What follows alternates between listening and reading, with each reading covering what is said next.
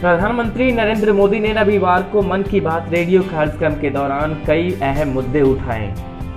उन्होंने देश में खिलौना इंडस्ट्री को बढ़ाने की वकालत की तो पर्यावरण संरक्षण पर भी जोर दिया। आजादी के गुमनाम नायकों को याद करने की बात कही तो कोरोना काल में शिक्षकों के महत्व को भी बताया। जानिए पीएम मोदी ने मन की बात कार्यक्रम में क्या प्रमुख बातें कही। प्रधानमंत्री मोदी ने पर्व और पर्यावरण में गहरा संबंध बताया। उन्होंने कहा, हम बहुत बारीकी से अगर देखेंगे तो एक बात अवश्य ध्यान में आएगी, हमारे पर्व और पर्यावरण, इन दोनों के बीच एक बहुत गहरा नाता है। जहां एक ओर हमारे पर्वों में पर्यावरण और प्रकृति के साथ सहजीवन का संदेश छिपा होता है, वहीं दूसरी ओर कई सारे पर्व प्रकृति की रक्षा के लिए ही मनाए जाते हैं। प्रधानमंत्री मोदी ने भारतीय नस्ल के कुत्तों को पालने पर भी जोर दिया। उन्होंने कहा कि Indian council of agriculture research भारतीय नस्ल के डॉग्स पर रिसर्च कर रही है।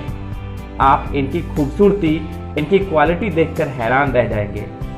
इसलिए आप जब कभी भी बाजारों में कुत्ते खरीदने जाएं तो देसी नस्ल के कुत्तों को ही अपनाने की कोशिश करें। प्रधानमंत्री मोदी ने देश में खिलौना कारोबार बढ़ाने की जरूरत पर जोर देते हुए कहा कि global toy industry 7 lakh crore रुपए से भी अधिक की है।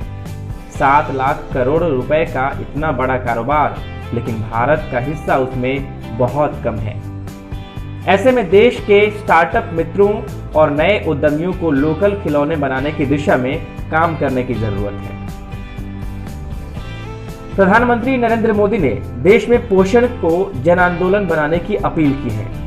उन्होंने न्यूट्रिशन यानी पोषण पर जोर देते हुए कहा कि सितंबर को पोषण माह के रूप में मनाया जाएगा।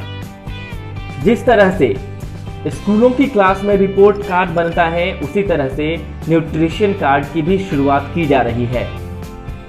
प्रधानमंत्री नरेंद्र मोदी ने न्यूट्रिशन को जन आंदोलन बनाने की अपील की।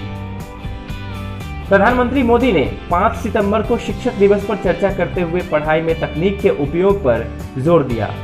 प्रधानमंत्री मोदी ने कहा कि जिस तरह से देश में राष्ट्रीय शिक्षा नीति के जरिए एक बड़ा बदलाव होने जा रहा है, हमारे शिक्षक इसका भी लाभ छात्रों तक पहुंचाएं। प्रधानमंत्री मोदी ने मन की बात के दौरान विद्यार्थियों को जंगे आजादी के गुमनाम नायकों को याद करने का टास्क दिया। उन्होंने कहा कि वर्ष 2022 में हमारा देश स्वतंत्रता के 75 वर्ष का पर्व मनाएगा। किसी स्कूल के विद्यार्थी ठान सकते हैं कि वो आज़ादी के 75 वर्ष में अपने क्षेत्र के आज़ादी के 75 नायकों पर कविताएं लिखेंगे, नाट्य कथाएं लिखेंगे। आज़ादी के 75 वर्ष में उन्हें याद करना ही उन वीरों की सच्ची श्रद्धांजलि होगी।